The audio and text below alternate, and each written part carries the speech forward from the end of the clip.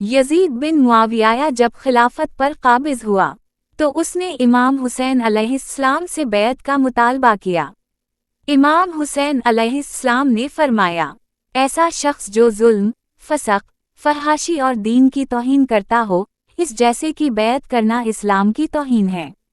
इमाम हुसैन अलैहिस्सलाम अपने खानदान और करीबी साथियों के साथ मक्का से कूफा की तरफ रवाना हुए। रास्ते में करबला के मकाम पर यजीद की फौज ने इन्हें रोक लिया और नहर फरात का पानी बंद कर दिया। 3 दिन तक पानी बंद रहा। बच्चे, खवातीन प्यास से तड़पते रहे। दुश्मनों की फौज 30,000 के करीब थी, जबकि इमाम हुसैन अलैहिस्सलाम के साथ बेहतर जानिसार थे। इमाम हुसैन अलैहिस्सलाम के 6 माह के बेटे अली असगर अलैहिस्सलाम की प्यास से तड़पती हालत में दुश्मन ने तीर मार कर शहादत दे दी। हज़रत अब्बास अलैहिस्सलाम ने पानी लाने की कोशिश में जामे शहादत नोश किया।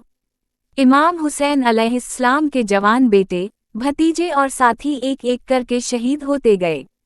खवातीन और बच्चों को खेमों में कैद रखा गया, खैमे जला दिए गए।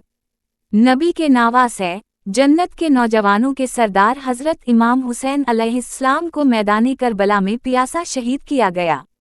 आप अलैहिस्सलाम के जस्मी मुबारक पर जख्मों की बारिश हुई, सर तन से जुदा किया गया। शहादत के बाद आप इमाम अलैहिस्सलाम के जिस्म को पामाल किया गया। खवातीन और बच्चों को कैदी बनाकर बाजारों में फराया गया।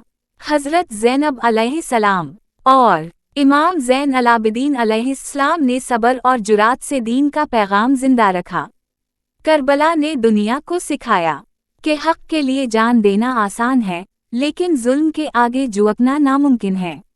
जालिम वक्त के लिए करबला क़यामत तक लानत की निशानी है।